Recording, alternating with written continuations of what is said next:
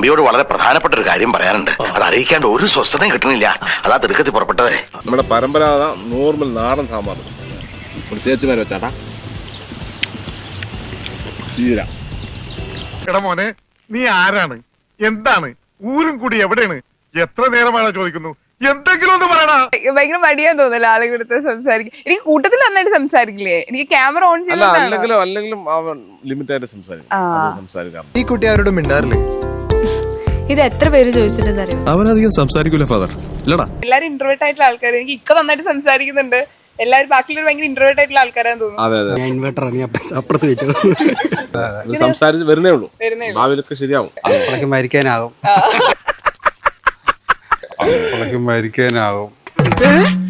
അപ്പൊ സംസാരിക്കാത്തന്നെ നീ എന്നെ പറ്റിക്കുന്നല്ലേ? ഭയങ്കര തഗ്ഗാട്ടോ ശരിക്കും. കുറച്ച് കഴിയുമ്പോ തഗ്ഗൊക്കെ പുറത്തു വരണത്. ഇന്നുമാ എന്നെ തെരിയില്ല.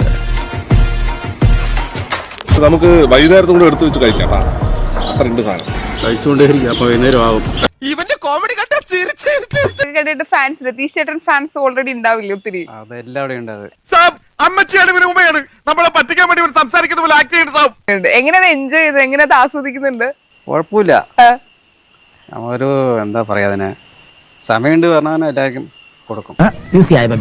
എനിക്ക് നിന്ന് തിരിയാൻ സമയമില്ല. ഞങ്ങൾക്ക് അത്രയ്ക്ക് തിരക്കാണെന്ന് വ്യക്തമാക്കി. ചിലപ്പോഴൊക്കെ സമയം ഇല്ലാണ്ട് രതീഷ് പിടിച്ചാൽ കിട്ടില്ല. രതീഷ് വിട്ടാലേ ഓടുന്നൊക്കെ തല്ലിപ്പിരിഞ്ഞു, നിങ്ങൾ വഴക്കുണ്ട് എന്നെല്ലാം ഒത്തിരി കമന്റ്സ് വന്നു. ഞാൻ എന്ത് ചെയ്യാണെന്ന് നോക്കി നടക്കുക. അവന്മാര് പത്രത്തിലിടാ. എവിടെ പോയിരുന്നു ഈ ഗ്യാപ്പില്? ഞാനിങ്ങനെ വേറെ വർക്കിനൊക്കെ പോകും.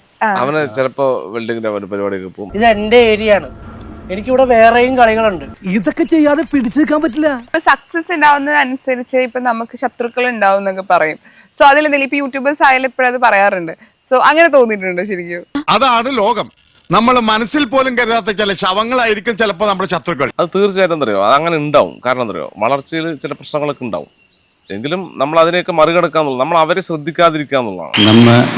நம்ம வேலை நம்ம கடமையை செம்மையாக செஞ்சுட்டு அந்த நதி மாதிரியே പോയിട്ടേ ഇരിക്കണം. ഇപ്പൊ ട്രോളെന്ന ഉപയോഗിതൊക്കെ നമ്മുടെ സുഹൃത്താണ്, ഇഷ്ടംപോലെ ട്രോളാറുണ്ട്. ഉപയോഗ തന്നെ വിളിച്ച ദിവസം പറയണേ, ഈ വീടിന്റെ ഐശ്വര്യം ഫിറോസിക്കാണ്. കുട്ടേട്ടൻ്റെ ഒരു ഫോട്ടോ തരുമോ? എന്തിന്? പേഴ്സിൽ വെക്കാനാ. ഇതുവരെ നിങ്ങൾ പാസ്റ്റിനെ കുറിച്ചാണ് പറഞ്ഞത്. ഇനി ഫ്യൂച്ചറിനെ കുറിച്ച്, ഐ മീൻ ഭാവിയെ കുറിച്ച് എന്താണ് നിങ്ങളുടെ പ്രതീക്ഷകൾ? ബിസിനസ്സിലേക്ക് തിരിയാനൊരു തീരുമാനവും അതെ, ബിസിനസ്സിലേക്ക് തിരിയാനുള്ളൊരു സാഹചര്യമാണ്. പിന്നെ മേഖലകൾ മാറി മാറി പിടിക്കാന്നുള്ളത്. ഗൾഫിലേക്ക് എനിക്കൊരു വിസ വന്നിട്ടുണ്ട്. ശിഷ്ടകാലം ഞാൻ അവിടെ ആയിരിക്കും.